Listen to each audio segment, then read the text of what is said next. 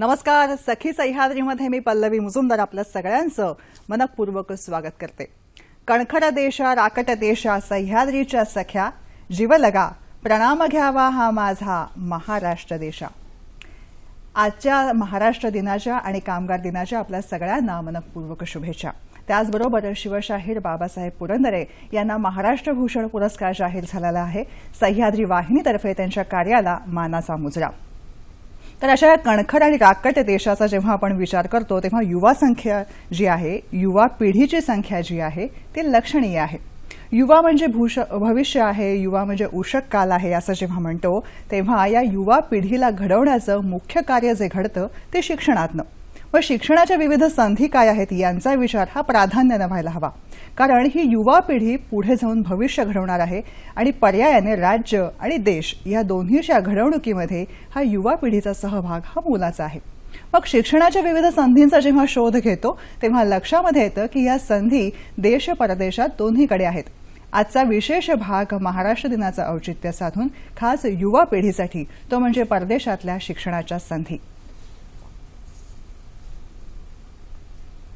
परदेशातल्या शिक्षणाच्या संधी या अनुषंगाने मार्गदर्शन करण्यासाठी आपण खास आमंत्रित केलेलं आहे करिअर मार्गदर्शक, देश विदेशात विविध लेख, मुलाखती या माध्यमातून जे आपल्याला सतत भेटत असतात ते उमाकांत तासगावकर सर. सर नमस्कार. नमस्कार. नमस्कार. सखी सह्याद्रीमध्ये आपलं मनपूर्वक स्वागत करते. नमस्कार. आजच्या महाराष्ट्र दिनाच्या आपल्याला भरपूर शुभेच्छाही देते. आपल्यालाही. तर मंडळी, या कार्यक्रमामध्ये तुमचे प्रश्न जे आहेत ते आमच्यापर्यंत पोहोचवायचे आहेत या दूरध्वनी क्रमांकाच्या माध्यमातून 24908050 24988050. मुंबई बाहेरचे प्रेक्षक आणि मोबाईलवरून डायल करताना 022 हा एसटीडी कोड आपल्याला माहिती आहेच. छोटीशी विनंती, नेहमीप्रमाणे प्रश्न विचारताना टीव्ही सेटचा आवाज थोडासा कमी ठेवा जेणेकरून आमचा आवाज तुमच्यापर्यंत व्यवस्थित पोहोचू शकेल. त्याचबरोबर विषयाच्या अनुषंगाने नेमके प्रश्न आम्हाला तुमच्याकडून अपेक्षित आहेत. आणि हो, नेमके प्रश्न विचारा आणि विचारताना मुद्द्याला धरूनच विचारा म्हणजे जास्तीत जास्त प्रेक्षकांना सहभागी होता येईल आणि विषयाच्या अनुषंगानेच ही चर्चा पुढे राहील. आपल्या गप्पांना सुरुवात करूया. मुळामध्ये परदेशातल्या संधींचा जेव्हा आपण विचार करतो तेव्हा एक मुद्दा असा येतो की परदेशामध्ये शिक्षण घ्यायला का जायला हवं. सर्वप्रथम सर्व प्रेक्षकांना माझ्या महाराष्ट्र दिनाच्या आणि कामगार दिनाच्या हार्दिक शुभेच्छा. आता आपण आपल्या प्रश्नाकडे वळू. मुख्यतः असं आहे की देशात काही युनिव्हर्सिटी नाहीत अशी काही परिस्थिती आहे का? तर नाही, आपल्या देशामध्ये भरपूर युनिव्हर्सिटीज आहेत. पण परदेशात जायचं त्याची कारणं 2-3 आहेत.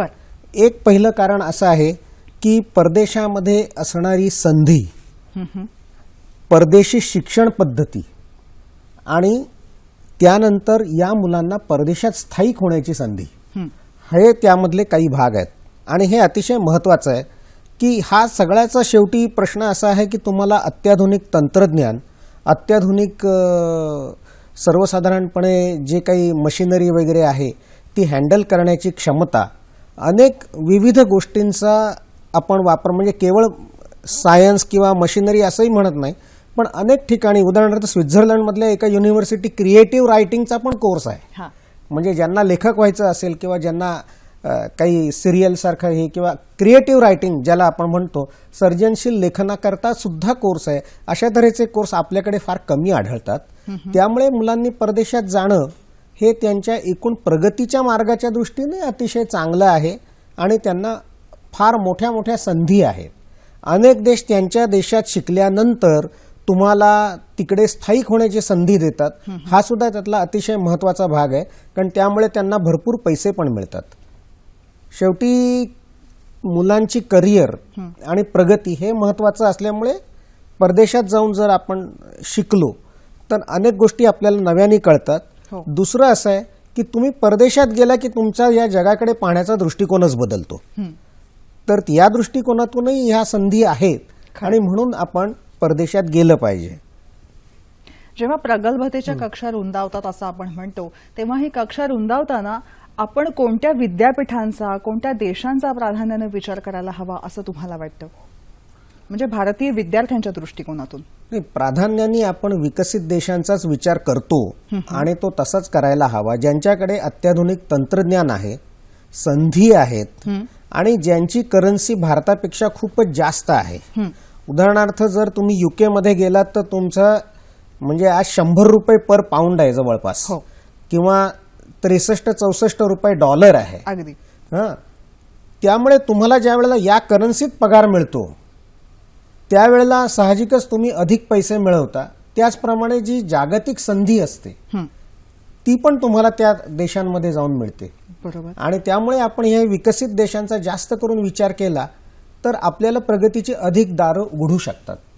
म्हणून आपण सर्वसाधारणपणे जे विकसित देश आहेत, विकसित खंड आहेत, तिथे जाऊन जर आपण शिक्षण घेतलं तर आपला फायदा नक्कीच होतो. बरोबर आहे. यामध्ये असं आहे की सगळ्यांनाच, तुमच्याच भाषेत सांगायचं तर सगळ्यांनाच केम्ब्रिजमध्ये ऍडमिशन मिळणार नाहीये. या वेगवेगळ्या चाचण्या असतात, त्या सगळ्यांमधून आपल्याला पार व्हायचं आहे. मग कोणत्या युनिव्हर्सिटीज आहेत ज्या भारतीय विद्यार्थ्यांच्या विचाराधीन असायला हव्यात? काही युनिव्हर्सिटीचे अनेक प्रकार आहेत. बर. तुम्ही कदाचित बघितलं असेल की युनिव्हर्सिटीचं रँकिंग होतं आणि हे जे वर्ल्ड रँकिंग असतं त्याच्यामध्ये तुमच्या असं लक्षात येईल की पहिले 10 किंवा पहिल्या 20 युनिव्हर्सिटीज आहेत तर ह्या कधी बदलत नाहीत, म्हणजे त्या फक्त वर खाली होत असतात. उदाहरणार्थ काही वर्षापूर्वी केम्ब्रिज युनिव्हर्सिटीचा नंबर 1 होता. बरं.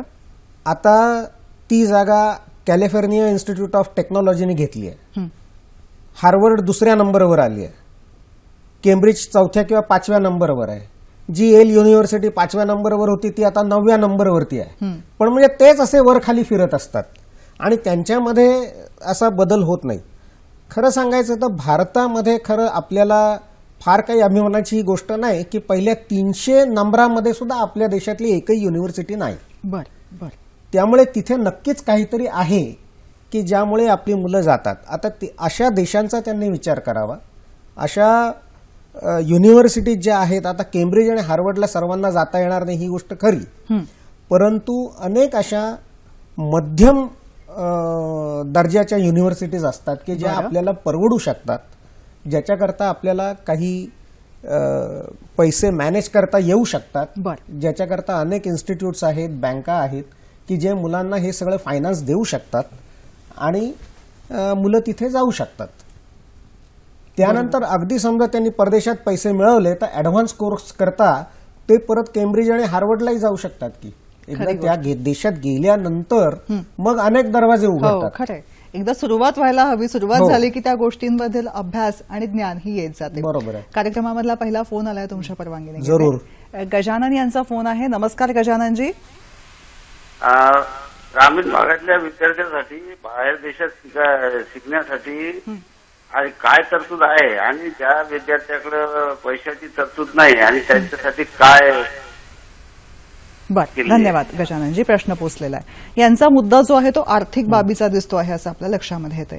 आर्थिक तजवीज हा एक मोठा मुद्दा असतो, त्या बाबतीमध्ये काय मार्गदर्शन करू शकाल?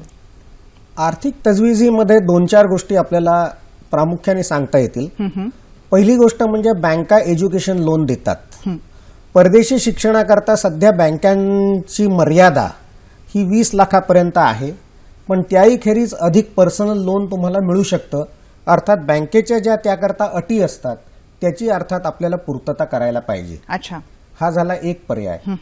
दुसरा पर्याय असा आहे की जे विविध शैक्षणिक ट्रस्ट आहेत, बरं, तर हे जे ट्रस्ट आहेत ते सुद्धा काही वेळेला तुम्हाला स्कॉलरशिप किंवा थोडीशी मदत परदेशी शिक्षणाकरता करतात.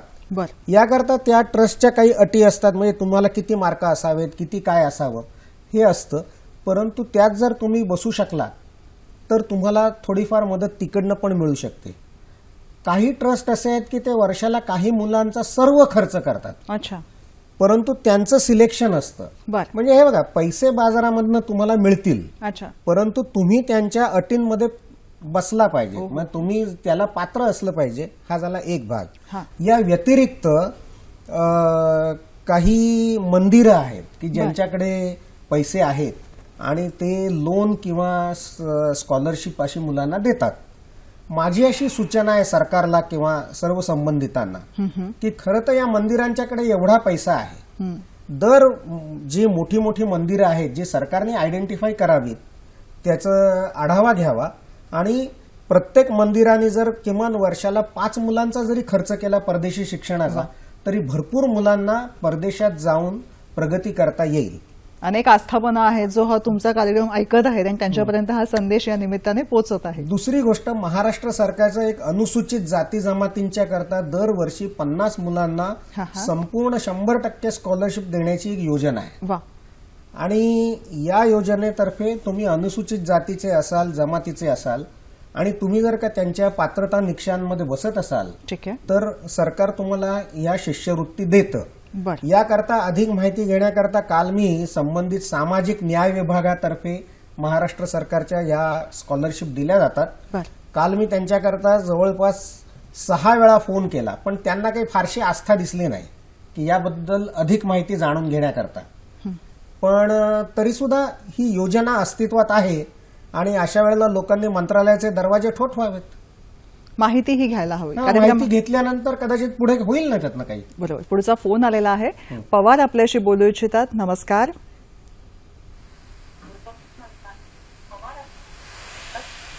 रोशन पवार यांचा फोन आहे. नमस्कार, बोला. सरांना मला असं विचारायचं आहे की परदेशात शिक्षण घेताना कुठले कुठले विद्यापीठ असे आहेत बोला की ज्यात साधारणतः ऍडमिशन घेतल्यानंतर चांगल्या संधी उपलब्ध होऊ शकतात. बर, धन्यवाद. विद्यापीठांची चाचपणी हा जो मुद्दा दिसतोय या बाबतीमध्ये भारतामध्ये राहून कशा पद्धतीने आपल्याला जोखता येऊ शकेल? हे 2 पद्धतीने जोखता येतं. बर. एक म्हणजे विद्यापीठाची सर्व माहिती त्यांच्या वेबसाईटवरती दिलेली असते हा. आणि ती बहुतांश खरी असते. कारण सर्वच वेबसाईटवरती दिलेली माहिती सर्वच खरी असते असं नाही.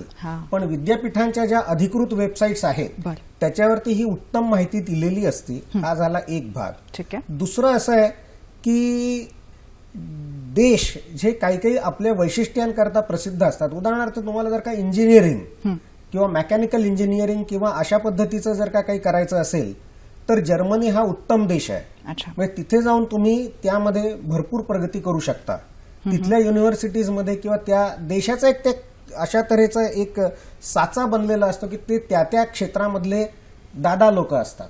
उदाहरणार्थ तुम्हाला फूड प्रोसेसिंग करायचं असेल तर अन्न प्रक्रिया उद्योगामध्ये थायलंड हा जगातला 1ल्या नंबरचा देश आहे. म्हणजे तुम्ही तुम्हाला काय करायचंय आणि कुठला देश त्यामध्ये अतिशय प्रवीण आहे, नावाजलेला आहे, हे पाहून सुद्धा तुम्ही ठरवू शकता खरंय की आपल्याला कुठल्या देशातल्या युनिव्हर्सिटीत जायचं. सर, या अनुषंगाने असं म्हणता येईल ना की मुळात आधी आपला अभ्यास तयार व्हायला हवे, या बाबतीतला पूर्णपणे रिसर्च तयार व्हायला, संशोधन करून मगच निर्णय प्रक्रियेपर्यंत पोहोचायला हवं. नाही, बरोबर आहे ना. कुठल्याही काही करताना तुम्हाला गृहपाठ हा करावाच लागतो. अगदी परफेक्ट. त्याच्याखेरीज काही होणारच नाही. सर, आता एक फोन आला होता आणि तो कट झालेला आहे, पण त्यांचा प्रश्न आपल्यापाशी पोहोचलाय. त्यांचा प्रश्न असा होता की मेकॅनिकल इंजिनिअरिंग झालेलं आहे आणि परदेशामध्ये ज्या संधी आहेत त्याविषयी त्यांना काय आपण सांगू शकू? ज्यांचं मेकॅनिकल इंजिनिअरिंग झालेलं आहे अशा लोकांना जर्मनी हा उत्तम देश आहे. पण युरोपमध्ये सगळीकडेच आणि मेकॅनिकल इंजिनियर ही शाखाच मुळात अशी आहे की त्यांना जगभर खरं म्हणजे स्कोप आहे. परंतु जसं मी सांगितलं की एक त्यांना जर्मनीमध्ये, इव्हन न्यूझीलंडमध्ये ज्या लोकांना देश आपले आता अध्यक्ष मोठ्या प्रमाणात उभारायचे आहेत असे काही देश आहेत. न्यूझीलंड आहे, कॅनडा आहे त्याच्यामध्ये, की ज्याच्यामध्ये लोकसंख्या अत्यंत कमी, ऑस्ट्रेलिया आहे. अशा देशांमध्ये त्यांना भरपूर संधी आहे. किंबहुना त्यांना उलट तिथे चांगल्या पद्धतीने बोलावू शकतात ते देश आणि चांगल्या पद्धतीने त्यांना नोकरी मिळू शकते किंवा त्यांना ऍडव्हान्स ट्रेनिंग मिळू शकते. बरोबर आहे. जेव्हा भारतीय विद्यार्थ्यांचा विचार करतो तेव्हा यांच्याकडे बुद्धिमत्ता खूप आहे, आपल्याकडे बुद्धिमत्ता खूप आहे, विचार करण्याची क्षमता आहे, सारासार विचारबुद्धी आहे. किंवा म्हणा असं दिसतं की आज खेडेगावातला मुलगा जो आहे त्याला बाकीच्या बाहेरच्या त्याच्या गावापलीकडे माहिती नसतं, पण हो मोबाईलमधनं फटाफट फोटो काढून कुठे पाठवायचे आहेत, अपलोड करायचे, टेक्नोसॅव्ही असतात ही मुलं सगळी. मग ही जेव्हा बुद्धिमत्ता आहे तेव्हा शिक्षणाच्या बाबतीमध्ये तेवढं आपण सजग राहायला हवं. आणि परदेशामध्ये माझ्या या जी माहिती आहे माझ्याकडे या दृष्टिकोनातनं अनेक दारं ओपन होतील, उखली होतील, याविषयी त्यांना आपण कशा पद्धतीने मार्गदर्शन करू शकू?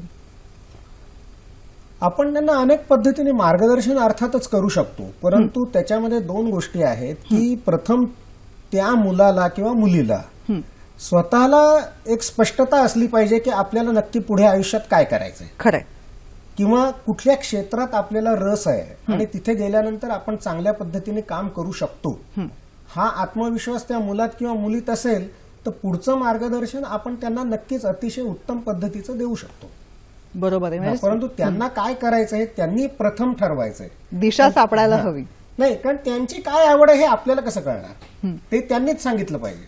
हो, म्हणजे मुळात असं होतं की मुलांना माहिती असतात गोष्टी, पण शोध चाचपडणं सुरू असतं. त्या दृष्टिकोनातनं एक दिशा सापडायला हवी, नाही का? हो, बरोबर आहे. आता कॅनडामध्ये माझ्या माहितीतलं एक फिल्म अँड टेलिव्हिजन इन्स्टिट्यूट आहे. बर. तिथे एक भारतीय वंशाचे आमचे मित्र राहतात. हा, हा. त्यांचा मुलगा 6 फूट उंच आणि असा किडकिडीत असा होता. मग त्यांनी त्याला त्या इन्स्टिट्यूटमध्ये घातलं. त्या इन्स्टिट्यूटने त्याला सांगितलं की तू इथे मॉडेलिंग पण कर, कारण आता अशा तऱ्हेची शरीर यष्टी मिळत नाही मॉडेल म्हणून. बर. तर त्यांनी त्याला ट्रेनिंग पण देतात आणि त्याला मॉडेलिंग पण करवतात आणि त्याचे पैसे पण देतात. वा. त्यामुळे असं होऊ शकतं. असं होऊ शकतं. विविध संधी उपलब्ध असतात, फक्त शोध घ्यायला हवा आणि ती नजर हवी. पुढचा फोन आहे औरंगाबादहून. नमस्कार. माझं बीएससी ऑटोमोबाईल झालेलं आहे औरंगाबाद MIT कॉलेजमधून. बरं. तर मला परदेशामध्ये MBA करायचं, तर कोणता देश चांगला राहील MBA साठी? MBA करता अनेक देश आहेत चांगले. तुम्ही कॅनडात जाऊ शकता, US मध्ये करू शकता, युरोपमध्ये करू शकता. आणि तुम्ही MBA जर का खरोखर चांगल्या युनिव्हर्सिटीमधनं झालात तर तुम्हाला भरपूर स्कोपही असू शकतो. इतकंच नव्हे तर काही कॉलेजेस आणि युनिव्हर्सिटीज अशा आहेत की त्यांच्याकडे प्लेसमेंट सर्व्हिस आहे. त्यांना आपण काही नावं सुचवू शकू युनिव्हर्सिटीजची? मी अशा ओपनली काही नावं सांगत नाही. बरं. त्यांना जर कॉन्टॅक्ट करायचं असेल तर ते मला कॉन्टॅक्ट करू शकतात. कारण काय की त्यांनी स्वतः येऊन ते बघितलं बरं. तर ते अधिक उत्तम आहे. केवळ एक नाव सांगून होणार नाही. बर. आणि पण त्या युनिव्हर्सिटीज म्हणजे मला अशा काही युरोपमधलं एक कॉलेज माहित आहे बरं. की त्यांचं ज्या 500 फॉर्च्यून कंपन्या आपण म्हणतो हो. की सर्वात मोठ्या या जगातल्या 500 कंपन्या, त्यापैकी 250 कंपन्यांशी त्यांचं टायअप आहे. ओ, ग्रेट. आणि त्यांची मुलं ते त्या कंपन्यांमध्ये ते प्लेस करत असतात, त्यांना नोकऱ्या देत असतात. मग त्याच्यामध्ये कितीतरी प्रसिद्ध कंपन्या आहेत. आता या दृष्टिकोनातनं जेव्हा विचार करतो, आर्थिक बाजू येते किंवा कुठे शिक्षण घ्यायचं या बाबतीतला शोध झाला, अजून एक महत्वाचा मुद्दा येतो, तो म्हणजे B&B.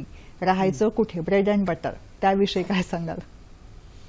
हा प्रश्न तुम्हाला वाटतो तेवढा कठीण नाहीये. बर. खरं सांगायचं तर प्रत्येक युनिव्हर्सिटीचं कॉलेजची हॉस्टेल्स असतात. अच्छा. तिथे ते राहू शकतात. या व्यतिरिक्त मुलं अपार्टमेंट एखादा घेऊन, बर. एखादा फ्लॅट घेऊन तो शेअरिंग करून राहू शकतात. बरं. मग तुमचा पार्टनर कुठल्याही देशातला असू शकतो त्यात, हा. पण ते तुम्हाला स्वस्त पडतं आणि तुमची चांगली इंटरॅक्शन पण होते इतर देशातल्या मुलांच्या बरोबर. आणि या व्यतिरिक्त तिथे अनेक अशा फॅमिलीज असतात बर. की ज्या या मुलांना पेईंग गेस्ट म्हणून ठेवून घेतात आणि त्यांना अगदी राहणं, खाणं, जेवण सगळंच देतात. त्यांची उलट काळजी घेतात. वा. आणि हे अतिशय कमी पैशात होतं. म्हणजे कॅनडामध्ये तर मला काही अशा फॅमिलीज माहिती आहेत की ते आमच्या मुलांना $400 महिनाभर राहणं, जेवण आणि उत्तम पद्धतीचं त्यांना ते तिथे पाहतात सुद्धा की बाबा यांचं काही गरज आहे का, काय काही त्यांना अडचण असेल तर लगेच त्यांच्या पालकांना भारतात कळवतात. म्हणजे असं काही नाही, हे आपल्यावरती पण आहे. म्हणजे काही वेळेला काय असतं की त्यांच्याही तक्रारी असतात की मुलं बरोबर वागत नाही, परंतु जर मुलगा रिझनेबल असेल तर काही अडचण येत नाही त्याच्यात. खरं, मी ह्याच मुद्द्याकडे खरं म्हणजे वळणार होते की बऱ्याचदा होतं की गावातला एखादा मुलगा शहरामध्ये जातो तेव्हा सुद्धा वडीलधारी सांगून पाठवतात, व्यवस्थित राहा, रात्री अपरात्री हिंडू नको, हे कर ते कर, अशी सगळी सूचनांची यादी त्याच्याबरोबर दिलेली असते. आता जेव्हा देश सोडून परदेशामध्ये जायचं आहे तेव्हा वेळांची घड्याळं वेगवेगळी असतात, वडीलधारी मंडळी जवळ नसतात. बरं, शहरातनं गावातनं शहरामध्ये ये जा करणारं असं कोणी नसतं की ह्या देशातनं त्या देशात सतत कुणीतरी आपल्याला भेटायला येतंय. मग ही मुलं एकटी असतात. वडीलधाऱ्यांचं सतत मार्गदर्शन मिळेलच असं काही सांगता येत नाही. या पार्श्वभूमीवरती मुलांसाठी आपण काही डूज अँड डोंट्स सांगू शकतो की ह्या बाबतीत तुम्ही मानसिकदृष्ट्या तयारी असली पाहिजे, तयार करून जायला पाहिजे? जरूर. यात काही मुद्दे महत्वाचे आहेत. पहिली म्हणजे जो मुलगा किंवा मुलगी परदेशात जाणार असेल तर त्यांनी एक मनाची तयारी केली पाहिजे की तिकडे आपल्याला एकटं राहायचं आहे आणि आपला इतर अनेक देशातील जरी लोकांशी संबंध, मुला मुलींशी, मित्रमैत्रिणींशी आला तरी सुद्धा आपले आई वडील काही तिथे सतत आपल्या बरोबर असणार नाहीत किंवा आपले कोणी नातलग असणार नाहीत. तर त्यामुळे आपल्याला स्वतंत्रपणे राहायचं आहे आणि त्याकरता त्याच्यात काही अडचणी येऊ शकतात. आता माझा अनुभव असा की मराठी मंडळी ज्या वेळेला तिकडे जातात बर. त्यावेळेला त्यांच्या पालकांच्या तक्रारी फार भयंकर असतात. म्हणजे आता युरोपला मुलगा गेलाय, मग ते मला फोन करून सांगतात, अहो आता त्याला थंडीच वाजते. आता युरोपला गेल्यावर त्याला थंडी नाही वाजणार तर काय वाजेल? परंतु आता त्याला काही इलाज नाही, त्याला भेंडीची भाजी खायला मिळत नाही. आता काय, आता युरोपमध्ये गेलं जी भाजी असेल ती खाल्ली पाहिजे. आता त्याच्याकरता तक्रारी करून काही उपयोग नाही. थोडक्यात असं म्हणजे की क्षुल्लक गोष्टी ह्या बाजूला ठेवून बाजूला आपलं ठेवून- उद्दिष्ट स्पष्ट हवं आणि त्या दृष्टिकोनातून मार्गक्रमण हे करता यायला हवं. अगदी अगदी. आणि मुख्य म्हणजे काय आहे की तिथे अतिशय चांगले म्हणजे सभ्यपणे राहिलं पाहिजे. अगदी बरोबर. कुठल्याही मारामाऱ्या किंवा दारू पिऊन धिंगाणा किंवा इतर काहीतरी अपराध असे हिंगणं. अपराध आपण केले नाही पाहिजे. जर तुमचं तिकडे काही करून काही पोलीस कंप्लेंट वगैरे झाली हा, तर हा. तुम्हाला ते लोक सहसा लगेच डिपार्ट करतात. बरं. किंवा तुम्हाला पुढे जे काही वर्क परमिट मिळायचं असतं किंवा परमनंट राहण्याकरता जी काही सोय असते तर ते काही मग तुम्हाला मिळणार नाही. अनेक गोष्टींमध्ये अडथळे येऊ शकतात. अडथळे अनेक गोष्टींमध्ये येऊ शकतात. आणि दुसरं असं आहे ना की तुम्ही जर तुमचा स्वतःचा देश आणि नातलग सोडून परदेशात जाताय तर त्या संधीचा तुम्ही जास्तीत जास्त आपल्या फायद्याकरता उपयोग करून घेतला पाहिजे. प्रगतीसाठी अर्थातच. आणि तो जर काय घेतला की तिकडे लायब्ररी असते, त्याच्यामध्ये प्रचंड पुस्तकं असतात. इस्रायलमध्ये मला इस्रायली सरकारने बोलवलं होतं तर त्यांची लायब्ररी त्यांनी मला दाखवली हायफा युनिव्हर्सिटीची. अच्छा. त्याच्यामध्ये 1.5 लाख पुस्तकं आहेत. वा. आणि सिस्टीम अशी आहे की तुम्ही कुठलाही ते विषय सांगा किंवा पुस्तकाचं नाव सांगा, जास्तीत जास्त 1.5 मिनिटात ते पुस्तक तुमच्या समोर हजर होतं. मस्त. विनीत बोरसे यांचा फोन आहे नाशिकहून. नमस्कार विनीत, बोला. हॅलो. बोला हा. विनीत, चला हो प्रश्न मॅम, विचारा. आपल्याला समजा बाहेर विदेशात इलेक्ट्रिकल इंजिनिअरिंगला काही संधी आहे का? बरं, इलेक्ट्रिकल इंजिनिअरिंगसाठी संधी आहे का? इलेक्ट्रिकल इंजिनिअरिंग करता, इलेक्ट्रॉनिक्स करता सगळीकडे संधी आहे. संधी नाही असा प्रदेश या भूतलावरती म्हणजे अंटार्क्टिकामध्ये वगैरे नाही आहे, पण बहुतेक सगळीकडे इंजिनिअरिंगला चांगली संधी आहे. आणि कुठल्याही शाखेचं इंजिनिअरिंग असेल तरी चांगली संधी आहे. देश घडवतात आणि तंत्रज्ञानापाशी नेतात ते इंजिनियर्स, त्यामुळे हो. त्यांना ही त्यांना सगळीकडे सगळीकडे संधी संधी आहे. संधीचा शोध मात्र घ्यायला हवा. असं करताना मी एक मात्र सूचना त्यांना नक्की करेन बरं. की त्यांनी असा देश निवडावा की जिथे गेल्यानंतर त्यांना पुढे तिथे सेटल होता येईल, तो देश त्यांना राहू देईल, नोकरी देईल आणि तिथे त्यांना संधी व्यवस्थित असेल. आता उदाहरणार्थ काही देश या जगात असे आहेत की ते फक्त तुमच्याकडनं पैसेच काढतात. बर. उदाहरणार्थ स्वित्झर्लंड. अच्छा. तुम्ही कुठल्याही गोष्टी करता जा ते पैसे काढतात. त्यांच्या शैक्षणिक फीज ज्या आहेत त्याही इतर युरोपीय किंवा अमेरिकन देशांपेक्षा जास्ती आहेत, म्हणजे डबल आहेत जवळपास. अच्छा. त्यामुळे तुम्ही शिकायला गेलात तर ते पैसे काढतात. तुम्ही त्यांची चॉकलेट घ्यायला गेला पैसे काढतात. घड्याळ घेतली पैसे काढतात. स्विस बँकेत गेले पैसे ठेवायला तर अर्थातच पैसे काढतात. तुम्ही टुरिस्ट म्हणून गेला तरी ते अत्यंत महागडा देश आहे, ते पैसेच काढतात. पण ते कधीही आपल्या लोकांना तिकडे परमनंट राहायला देत नाहीत, तिकडे सेटल होऊन देत नाही. आता युके बद्दल, अमेरिकेबद्दल लोक इकडे बसून आरडाओरडा करतात की ते अतिशय स्ट्रिक्ट देश आहेत, कडक आहेत, त्यांचे नियम कडक आहेत. परंतु तरी सुद्धा आज एवढे जगभरातले लाखो लोक त्या देशात जाऊन स्थायिक झाले हे आपल्याला विसरताही येत नाही. अगदी अगदी खरं. सर, या जेव्हा देशांविषयी आपण बोलतो, विद्यापीठांविषयी बोलतो, तेव्हा काही विद्यापीठं जी आहेत त्यांचे खास कार्यक्रम भारतामध्ये होत असतात आणि ते विद्यार्थ्यांना आमंत्रित करत असतात की तुम्ही आमच्या विद्यापीठामध्ये या आणि शिका, आमच्याकडे हे हे हे हे कोर्सेस उपलब्ध आहेत. बरोबर. या सगळ्या ज्या घटना घडतात किंवा हे जे कार्यक्रम असतात यामागचं प्रयोजन काय आहे? नाही, एक गोष्ट लक्षात ठेवा की भारत हा अतिशय मोठा देश आहे. आपण सगळेजण मिळून 125 कोटी लोक आहोत आणि इतर देशाची लोकसंख्या अतिशय कमी आहे. बर. त्यामुळे त्यांना देश घडवण्याकरता चांगले लोक, बुद्धिमान लोक हे हवे असतात. वा. या व्यतिरिक्त प्रत्येक देशाची एक गरज असते. अच्छा. आता काही लोकांना आता इंजिनियर्स हवे असतील, काही लोकांना दुसऱ्या कुठल्या कला क्षेत्रातले लोक हवे असतील, काही लोकांना आणखीन समजा काही जे कॉमर्स मधले किंवा आर्थिक क्षेत्रातले लोक हवे असतील. तर ह्या सगळ्या हे जे काही जे सगळे जी बुद्धिमत्ता आहे तर जगभरातली अशी बुद्धिमत्ता आपल्या देशात आली पाहिजे आणि ह्याचा संबंध हा मनुष्यबळ जे आहे ते नियंत्रित करण्याशी आहे, त्याचं प्लॅनिंग करण्याशी आहे. बर त्यामुळे जे विकसित देश आहेत ते अशा तऱ्हेचं अगदी बारकाईनं त्याचं नियोजन करत असतात की मनुष्यबळ आपल्याला पुढे किती वर्षात किती लागेल. अच्छा उदाहरणार्थ आता जर्मनीमध्ये त्यांनी एक उच्चस्तरीय शिष्टमंडळ नेमलं होतं. बर त्यांना असं आढळून आलं की 2025 सालापर्यंत जर्मनीमध्ये आपल्याला 65 लाख तंत्र विकसित मनुष्यबळाची गरज लागणार आहे. बर त्याप्रमाणे आता त्यांनी प्लॅनिंग सुरू केलं. आता दर वर्षी साधारण 2.5 लाख लोक ते परदेशातलं मनुष्यबळ तिथे त्यांच्या देशामध्ये अलाव करतात. अच्छा डेन्मार्कची तशी योजना आहे. बर इतर युरोपमधल्या काही देशांची योजना, कारण त्यांची अडचण अशी आहे की त्यांच्या देशात आता वृद्धांची संख्या वाढती आहे, ओके त्या मानाने तरुण लोक नाहीत. बर त्यामुळे आपल्या तरुणांनी जर का खरोखर विचार केला तर त्यांना भरपूर संधी आहे हो आणि ते खरोखरच म्हणजे त्याचं सोनं करू शकतात.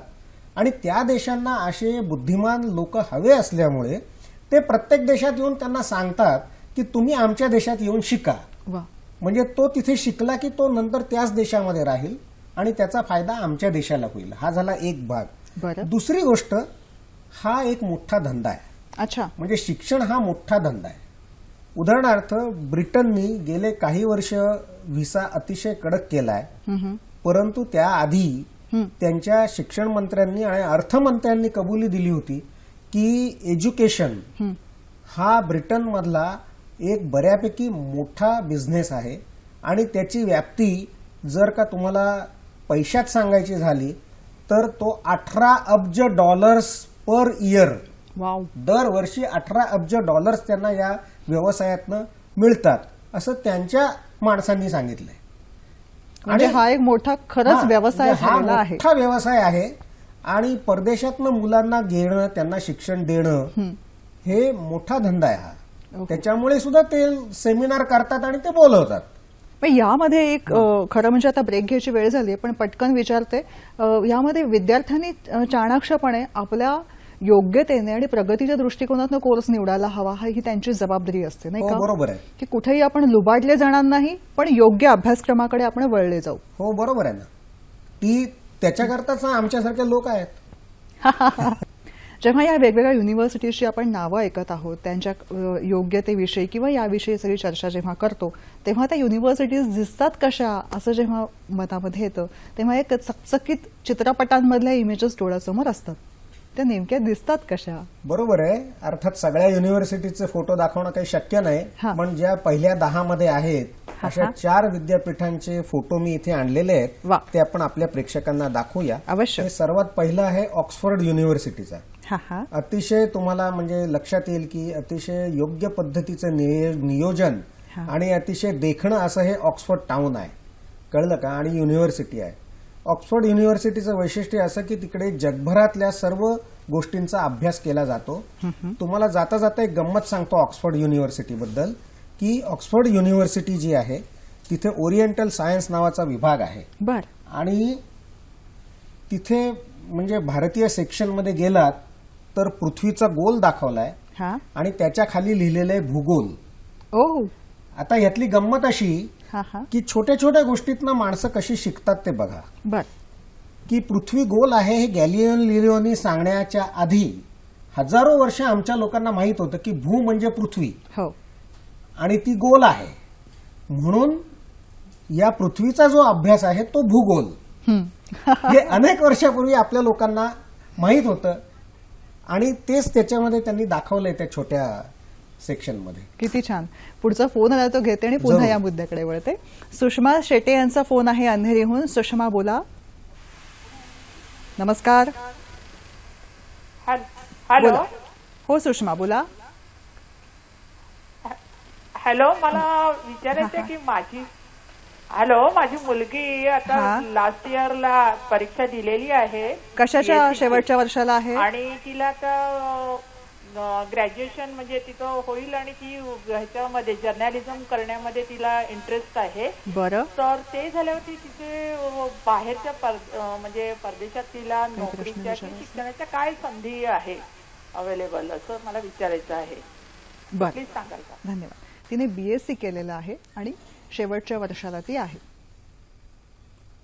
BSc केलं आणि शेवटच्या वर्षाला आहे हे बरोबर आहे, पण ते मध्ये जर्नलिझमचं जर का तिला इंटरेस्ट असेल तर परदेशात जाऊन त्या BSc नंतरही जर्नलिझमचा कोर्स करू शकतात वा. आणि त्यांना तिकडे चांगली संधी मिळू शकते. हं. आणि जर का त्या मोठ्या देशात गेल्या तर तिथे त्यांची वर्तमानपत्र, त्यांचा जो मीडिया आहे किंवा माध्यम ज्याला आपण मराठीत म्हणतो, किंवा जे टेलिव्हिजन चॅनल्स आहेत, जाहिरात संस्था आहेत, अशा अनेक ठिकाणी त्यांना चांगली संधी मिळू शकते. खरंय. त्यामुळे त्यांनी असा विचार केल्यास काही हरकत नाही, अवश्य करावा. प्रसार माध्यम किंवा पत्रकारिता हे एक मोठं करिअरचं दालन आहे आणि हो, त्यासाठी अगदीच. जगभरात अनेक संधी उपलब्ध आहेत. हो. याविषयी हो, अगदी अनेक मोठ्या मोठ्या संधी उपलब्ध आहेत. आत्ताच तुम्ही काही दिवसापूर्वी बातमी आली होती की गार्डियनच्या संपादकपदी, मुख्य संपादकपदी कॅथरीन व्हायनर यांची नेमणूक झाली आणि त्या बाईंनी स्वतः कधी अशी कल्पना केली नव्हती की आपण एवढ्या वर्तमानपत्राच्या मुख्य संपादक कधीतरी होऊ म्हणून. परंतु आज त्यांना एवढी मोठी संधी मिळालेली आहे. अनेक इथले पत्रकार आहेत. आपले एक माजी मंत्री होते, त्यांचेही चिरंजीव न्यूयॉर्क टाइम्समध्ये किंवा इतर अनेक ह्याच्यामध्ये नामवंत पत्रकार आहेत. तर अनेक ठिकाणी ही संधी आहे आणि अगदी छोटं जरी तुमचं समजा एखादं चॅनल असेल किंवा वर्तमानपत्र असेल तरी तिकडे पैसे खूप चांगले दिले जातात. त्यामुळे त्यांना चांगली संधी आहे. आता या संधींविषयी, राहण्याविषयी, आर्थिक नियोजन या सगळ्याविषयी विचार करताना किंवा मला पुढे काय करायचं आहे या सगळ्याचा विचार करताना एक गोष्ट बॅक ऑफ माइंड चाललेली असते मनाच्या मागे, ती म्हणजे अशी की मला परदेशामध्ये जायचं आहे. पण परदेशामध्ये जायचं आहे म्हणजे लागणारी एक गोष्ट ती म्हणजे अशी की कागदपत्र. ह्या कागदपत्र कोणती लागतात आणि त्या सगळ्याची पूर्तता हा एक वेगळा अभ्यासाचा विषय आहे. बरोबर ह्याविषयी. आहे, बरोबर आहे. परदेशात जायचं असेल तर पहिलं कागदपत्र म्हणजे जे काही ज्याला आम्ही इंग्रजीमध्ये डॉक्युमेंट्स म्हणतो, तर त्याच्यापैकी पहिल्यात सर्वात महत्वाचं म्हणजे असतो पासपोर्ट. हो. पासपोर्ट काढल्यानंतर तुम्हाला अनेक तऱ्हेची कागदपत्र तरी सुद्धा लागतात. बरं. एक म्हणजे त्या युनिव्हर्सिटीची ऍडमिशन तुम्हाला करावी लागते. त्याच्यानंतर तुम्हाला त्या युनिव्हर्सिटीने ऍडमिशन दिली की सहसा प्रत्येक देशाचं तंत्र वेगळं आहे, पण आता अमेरिकन किंवा कॅनडियन युनिव्हर्सिटी त्या I-20चा फॉर्म देतात. बरं. तो तुमच्याकडे असला पाहिजे. त्यानंतर तुमचा मेडिकल इन्शुरन्स असला पाहिजे. अच्छा. अर्थात ह्याच्यात काही युनिव्हर्सिटीज त्यांच्या तिकडनंच देतात, त्यांच्या देशातनंच देतात. बरं. पण काही युनिव्हर्सिटीज आहेत त्या इन्सिस्ट करतात की तुम्ही इकडनं मेडिकल इन्शुरन्स घेऊन आलं पाहिजे. त्यानंतर त्या मुलाची फॉरेन करन्सी त्याच्याकडे असली पाहिजे. त्यांनी कॉलेजची फी भरलेली असली पाहिजे. त्याचं लोन उपलब्ध झालेलं असलं पाहिजे. त्याच्याकडे सफिशियंट पैसे असले पाहिजेत, पुरेसे.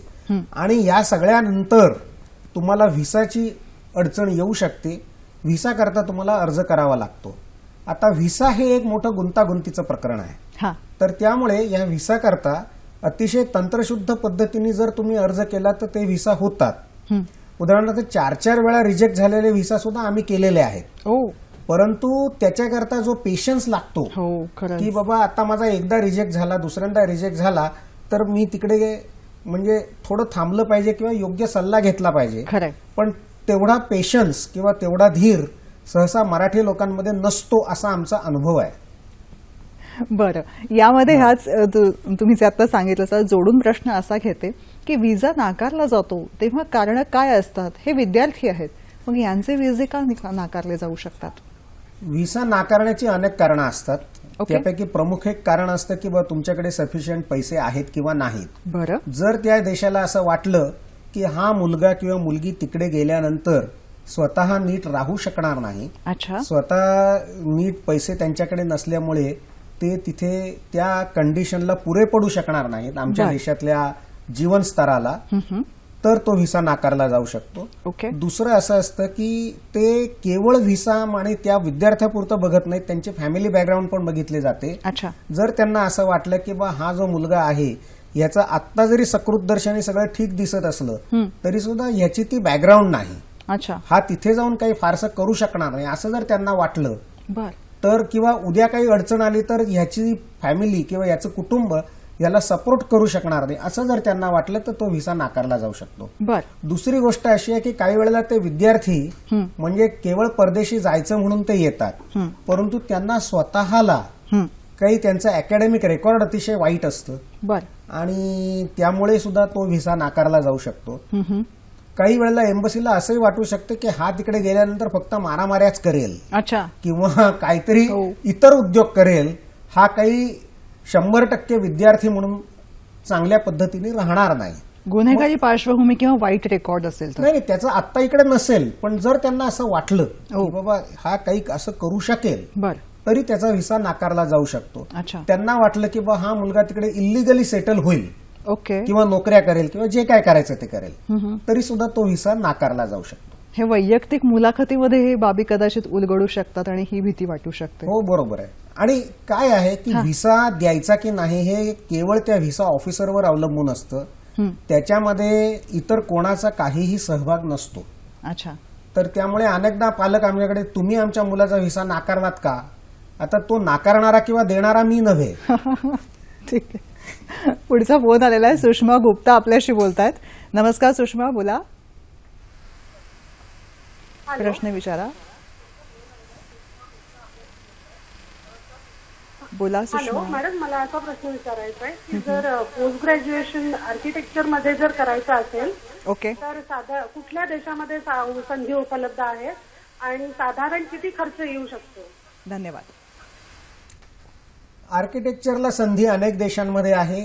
तुम्हाला युरोपमध्ये आहे, अमेरिकेत आहे, कॅनडाला आहे, इव्हन एशियन जे देश आहेत सिंगापूर सारखे तिथे पण आहे. परंतु जर का तुम्हाला पोस्ट ग्रॅज्युएशनचा कोर्स करायचा असेल तर तुम्ही युरोप, अमेरिका, कॅनडा, न्यूझीलंड किंवा ऑस्ट्रेलिया या देशांचा जरूर विचार करावा, कारण तिकडे तुम्हाला अधिक संधी आणि अधिक चांगलं तंत्रज्ञान, आर्किटेक्चरमधल्या अनेक नवीन नवीन प्रवाह याचं चांगलं आणि उत्तम ज्ञान होऊ शकेल. हा झाला एक भाग. बरं आणि खर्च तर विदेशात तुम्हाला कुठलाही जर का कोर्स करायचा असेल तर साधारणपणे वर्षाकाठी तुम्हाला 18 ते 20 लाख रुपयाचा खर्च येतो. दुसऱ्या वर्षी तो थोडा कमी येतो, परंतु त्यांच्या फीजच तेवढे आहेत. हो त्यामुळे आता आमच्याकडे लोक येतात आणि म्हणतात तुम्हाला एवढे पैसे कशाला हवेत, पण मला नको आहेत तेवढे पैसे आणि मला तेवढे पैसे कोणी देणार पण नाही. पण त्यांच्या फीस तेवढ्या आहेत, त्यांच्या अटी तेवढ्या आहेत आणि त्याच्यामुळे 18 ते 20 लाख रुपये भारतीय रुपयात खर्च येतोच येतो.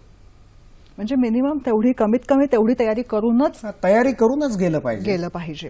पण तिथे गेल्यानंतर पुन्हा यासाठी आणि किंवा त्यासाठी प्रश्नचिन्ह कुठेही उभं राहता कामा नये. हो तेच मुळात व्हिसा देताना हेच बघतात. कळलं का? व्हिसा देताना हेच बघतात. वस्तुतः काय आहे, काही काही ठिकाणी असं असतं की त्यांची अतिशय छोटी आणि युनिव्हर्सिटी म्हणजे एक मोठं छोटंसं गावच असतं. जसं आपण आता ऑक्सफर्ड बघितलं हो. तसं आता हे केम्ब्रिज, ज्या युनिव्हर्सिटीमध्ये सर आयझॅक न्यूटन या युनिव्हर्सिटीच्या परिसरात ते बसले असताना त्यांना गुरुत्वाकर्षणाचा शोध लागला, ते हे केम्ब्रिज युनिव्हर्सिटी आणि टाउन. हे बघा म्हणजे हे किती चांगलं हे आहे. आणि इथल्या युनिव्हर्सिटीजमध्ये काय आहे, आता काही काही युनिव्हर्सिटीज आहेत, असा ऑक्सफर्ड आहे, केम्ब्रिज आहे, ही हार्वर्ड आहे. म्हणजे या सगळ्या युनिव्हर्सिटीजमधनं किमान 100च्या आसपास नोबेल प्राइज विनर तयार झालेले आहेत. वा. त्यामुळे त्या युनिव्हर्सिटीजना त्यांचा अभिमान असतो. अनेक देशाचे प्रेसिडेंट, म्हणजे त्यांच्याच देशाचे नाहीत पण अनेक देशांचे जे प्रेसिडेंट आहे, ही येल युनिव्हर्सिटी आहे. अच्छा. सध्या वर्ल्ड क्रमवारीमध्ये, जागतिक क्रमवारीत त्याचा 9वा नंबर आहे. वा. तर माझं असं म्हणणं आहे की त्यांच्या वेबसाईटवरती अवश्य जाऊन बघा की त्यांचे स्टुडंट्स हे किती उच्च पदावरती गेलेले आहेत आणि आपल्यालाही तशी संधी कदाचित मिळू शकते. इव्हन जे मध्यम दर्जाच्या विद्यापीठात जरी तुम्ही गेलात तरी काही प्रमाणात एकदा तिकडे गेल्यानंतर तुम्ही स्कॉलरशिप करता अर्ज करू शकता. अच्छा. आणि काही प्रमाणात तुम्हाला मदत मिळू शकते, सगळी जरी नाही मिळाली. माझ्या माहितीतलं एक उदाहरण असं आहे की एक उंच मुलगी जी बास्केटबॉल खेळत होती, भारतामध्ये राष्ट्रीय स्तरावरती खेळत होती, तिला अमेरिकेतल्या एका युनिव्हर्सिटीने सांगितलं की 4 वर्षाचा कोर्स तुम्ही आमच्याकडे करायला या, 4 वर्षाचं तुमचं शिक्षण फुकट स्कॉलरशिपवर. अट एकच की तुम्ही युनिव्हर्सिटीतर्फे आमचं बास्केटबॉलच्या टीम मध्ये खेळलं पाहिजे. अच्छा, किती छान. आणि मग त्या खेळल्यानंतर अर्थातच त्या युनिव्हर्सिटीला काही ट्रॉफीज मिळाल्या, त्यांचंही नाव झालं. म्हणजे असंही होऊ शकतं. खरंय. म्हणजे कलागुणांच्यामुळे तिथे प्रवेश मिळणं आणि शिक्षण आणि कलागुणांना वाव या दोन्ही गोष्टी त्या मुलीच्या बाबतीत तिथे साध्य होऊ शकतात. असं होऊ शकतं. खरंय. आणि अशी उदाहरणं मला माहीत आहेत, जी मी तुम्हाला नाव घेऊन दाखवू शकतो किंवा वा. तुम्हाला भेटवू शकतो. खरंय सर. आता सध्या मे महिन्याची सुट्टी आजपासून सुरू होतीये आणि विद्यार्थ्यांसमोर एक चांगला भला मोठा एक महिना पडलेला आहे की काय पाहिजे ते करायचं. आता काय पाहिजे ते करायचं म्हटल्यावरती दोन गोष्टी उद्भवतात. एक तर काहीच केलं जात नाही किंवा काय करू याविषयी खरंच कसून शोध घेतला जातो. या महिनाभराच्या सुट्टीमध्ये मार्गदर्शन करताना परदेशामध्ये ज्यांनी जाण्याची इच्छा आहे किंवा ज्या पालकांना वाटतं की आपल्या पाल्याने शिक्षण तिथं घ्यावं, त्यांनी या महिनाभरामध्ये वेगवेगळ्या संधींचा किंवा आपल्या कुवतीचा क्षमतांचा अंदाज कशा पद्धतीनं स्वतःला जोखावं. मी मगाशी सांगितलं तसं त्यांची मुळात आवड काय आहे हा झाला एक भाग. आणि निरनिराळ्या वेबसाईट आहेत, त्याच्यावरनं त्यांनी युनिव्हर्सिटीची माहिती घ्यावी. त्यांना जर ती वेबसाईट्स बघायचा कंटाळा असेल हां तर आमच्याकडे यावं, आम्ही त्यांना सांगू काय करायचं ते. पण आत्ता मी एक माहिती करता सांगतो की सप्टेंबरमध्ये संपूर्ण युरोप, अमेरिका, ऑस्ट्रेलिया, न्यूझीलंडमध्ये मोठे इंटेक असतात अच्छा आणि कोर्सेस सुरू होत असतात. बर तर आत्ता ज्यांना जायचं असेल सप्टेंबरमध्ये तर त्यांनी आत्तापासून खरं तयारी करायला हवी. हां म्हणजे आताही त्यांना उशीरच झालेला आहे, बर कारण व्हिसा व्हायला जवळजवळ महिना दीड महिना लागतो. तुमचं लोन पास व्हायला 1 महिना लागतो. त्यानंतर तो रिजेक्ट झाला तर तो आम्ही परत अप्लाय करतो. तर या सगळ्या करता वेळ अर्थातच जातो. पण आता सप्टेंबर करता तेव्हा त्यावेळेला तिकडे हवामानही चांगलं असतं आणि मुलाला लगेच गेल्या गेल्या त्रास होत नाही. हां म्हणजे इकडनं उठला आणि तिकडे जाऊन बर्फात पडला असं होत नाही. बरोबर आहे. तर त्यामुळे सप्टेंबरचा इंटेक हा अतिशय चांगला आणि ज्यांना जायचं असेल त्यांनी आत्तापासून तयारीला लागावं लगेच. एक जाण्यापूर्वी 6 महिने आधी तयारी करायला हवी. हो, कमीत कमी. पण आम्ही आता आमचे कॉन्टॅक्ट्स असल्यामुळे, चांगला संपर्क असल्यामुळे आम्ही आत्ता जरी आले पटपट तरी त्यांना होऊ शकेल. आकांक्षा भारते यांचा फोन आहे पुण्याहून. नमस्कार आकांक्षा, बोला. एव्हिएशनच्या शिक्षणासाठी कोणती युनिव्हर्सिटी प्रेफर केली पाहिजे, कोणत्या देशातली? Aviation America. आणि मुख्य म्हणजे काय की ज्याला पायलट ट्रेनिंग म्हणतो आपण किंवा काय, आणि एव्हिएशनमध्ये एरोनॉटिकल इंजिनिअरिंग विशेषतः या सगळ्या करता खरं सांगायचं तर अमेरिका अतिशय उत्तम आहे. त्यानंतर जर्मनी आहे, बर कॅनडा आहे. तिकडे जाऊन तुम्ही हे करू शकता. खरं सांगायचं तर मी आत्ता लोकांना म्हणजे असं वाटेल, पण कॅनडा, ऑस्ट्रेलिया आणि न्यूझीलंडमध्ये आत्ता असं झालेलं आहे की त्यांचे जे नियम आहेत ते आपल्याला फायद्याचे आहेत, आपल्या मुलांना फायद्याचे आहेत. अच्छा याचं कारण असं आहे की कॅनडामध्ये जर तुम्ही 2 वर्षाचा कोर्स केला तर तुम्हाला 2 वर्षाचं फुल टाइम वर्क परमिट मिळतं. बर त्यानंतर तुम्हाला 2 वर्षाचं वर्क परमिट तुमचं संपलं की तुम्ही नागरिकत्वाकरता अर्ज करू शकता. वा आणि हे त्यांच्याकडे 2 वर्षाचं शिक्षण घेतलं की 2 वर्षाचं तुमचं वर्क परमिट आणि त्यानंतर तुम्ही नागरिकत्व घेऊ शकता, वर्क परमिट रिन्यू करू शकता. अच्छा. आणि सध्या तरी हे नियम असे आहेत ते आपल्या फायद्याचे आहेत. सर, जेव्हा आपण परदेशामध्ये जायचं आहे, तिथल्या विद्यापीठामध्ये अभ्यासक्रम शिकायचा आहे, तर काही जर्मनीसारखे असे काही देश आहेत की जिथं त्यांची लँग्वेज जी आहे डॉईश लँग्वेज शिकूनच जावं लागतं. तर मग या पद्धतीने जेव्हा विचार करतो तर हे जेव्हा आपल्यावरती बंधन येतं तेव्हा आधी परीक्षेची तयारी करायची का त्यांच्या भाषांची? हे पहा, तुम्हाला परदेशात जाताना अनेक गोष्टीची तयारी करावी लागते. हां उदाहरणार्थ तुम्हाला जे असे देश आहेत की ज्यांची भाषा इंग्रजी नाही, तर तिथे तुम्ही फ्रान्सला गेलात तर तुम्हाला फ्रेंच शिकावं लागेल, जर्मनीला गेलात तर जर्मन शिकावं लागेल, स्पेनला गेलात तर स्पॅनिश शिकावं लागेल, किंवा तिथे जी कुठली भाषा असेल ती तुम्हाला शिकावी लागेल, कारण तिकडे इंग्रजीतनं रोजचे व्यवहार होत नाहीत. आणि जर तुम्हाला त्यांची लोकल भाषा आली नाही तर तुमची प्रचंड मोठी अडचण होऊ शकते. याकरता त्या देशांनी असा नियम केलेला आहे की कमीत कमी एका विशिष्ट लेव्हलपर्यंत, एका विशिष्ट मर्यादेपर्यंत तुम्हाला आमची भाषा बोलता आलीच पाहिजे, तरच आम्ही तुम्हाला त्या आमच्या देशात प्रवेश देऊ. हा झाला एक भाग, आणि तो नियम योग्य आहे असंही मला वाटतं. या व्यतिरिक्त तुम्हाला अनेक देश जे इंग्लिश भाषिक आहेत ते सांगतात की तुम्हाला टॉफेल किंवा आयलेटची परीक्षा दिली पाहिजे, जी इंग्रजीची परीक्षा असते. अमेरिकेमध्ये तुम्हाला GRE आणि GMAT ची परीक्षा द्यावी लागते. अगदी. आणि ह्या सगळ्या परीक्षा देण्याची सहसा आपल्या मराठी मुलांची तयारी नसते.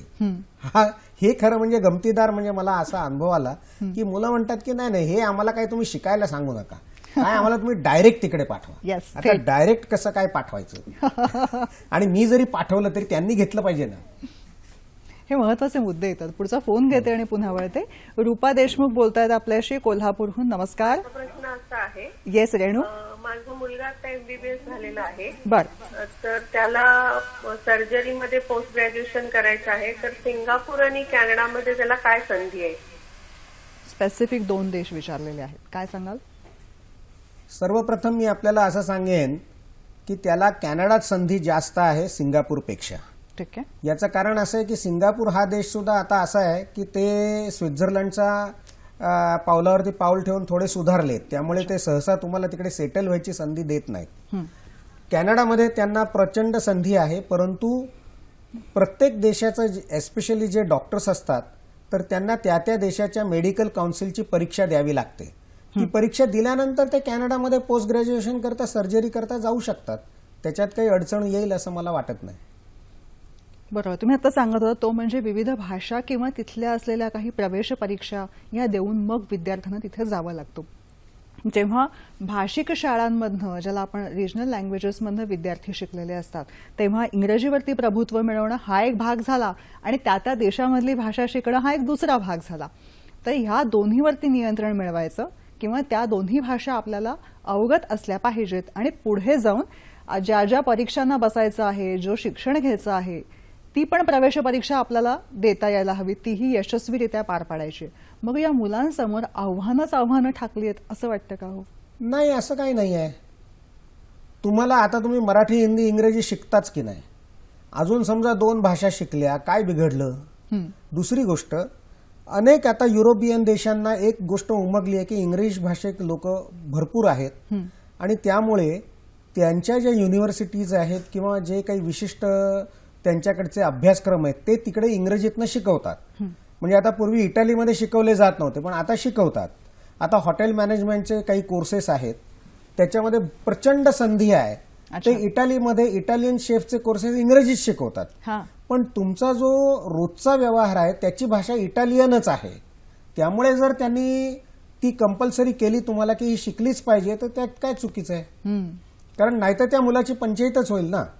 त्याला फक्त त्या कोर्स करता जे काही इंग्रजीतनं चाललंय तेवढं कळेल, पण रोज त्याला बाहेर इतर लोकांशी वावरताना त्याची अडचण होईल.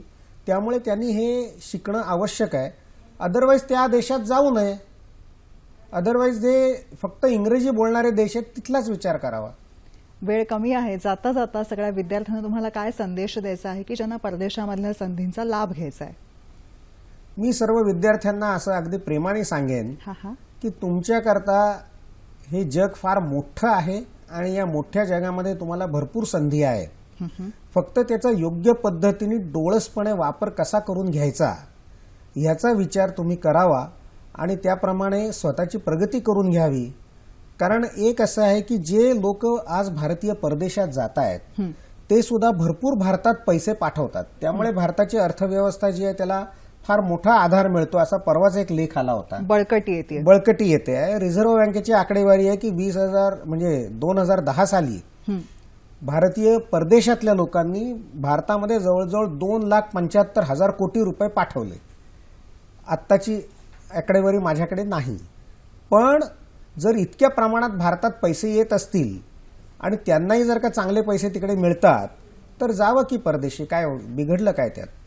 पण त्यांचं शिक्षण घेऊनच ती संधी तुम्हाला अधिक चांगल्या पद्धतीने मिळू शकते. त्यामुळे सर्व दृष्टीने याचा विचार करून हा लाभ जरूर घ्यावा असं मी त्यांना सल्ला देईन. एक प्रश्न माझ्यापाशी इथं आपल्या सगळ्या मंडळींकडनं पोचतो आहे की तिथं गेल्यानंतर विद्यार्थ्यांना पुन्हा भारतामध्ये संधी आहे का? जरूर आहे. परदेशात जाऊन आलेला माणूस त्याला काही येत असो किंवा नसो, आपण जरा त्याला उच्च दर्जाचा समजतोच की नाही. त्याच्यामुळे परदेशात जाऊन शिकून आल्यावरती आपल्याकडे चांगली संधी असते. ही गोष्ट तितकीच खरी आहे. परदेशामध्ये संधी असतातच नोकरीच्या, पण देशांतर्गत संधी सुद्धा भरपूर असतात. फक्त त्या योग्य पद्धतीने शोधल्या पाहिजेत. बरोबर आहे. मे महिन्याचा हा अख्खा मे महिना आजपासून सुरू होतोय आणि त्या सगळ्या मे महिन्यामध्ये व्यक्तिमत्व विकास, प्रशिक्षण, स्वतःला घडवणं, प्रगती या सगळ्या दृष्टिकोनातनं आपल्या सगळ्या विद्यार्थी मित्रांना विचार करता यावा या दृष्टिकोनानं खास आजचा हा भाग तुमच्यासाठी होता. कसा वाटला नक्की कळवा. आणि सर, तुम्ही इतकं महत्त्वाचं मार्गदर्शन अगदी नेमक्या शब्दात केलं. सखी सह्याद्री आणि सह्याद्री वाहिनीतर्फे मी तुमचे मनपूर्वक आभार मानते. धन्यवाद. नमस्कार.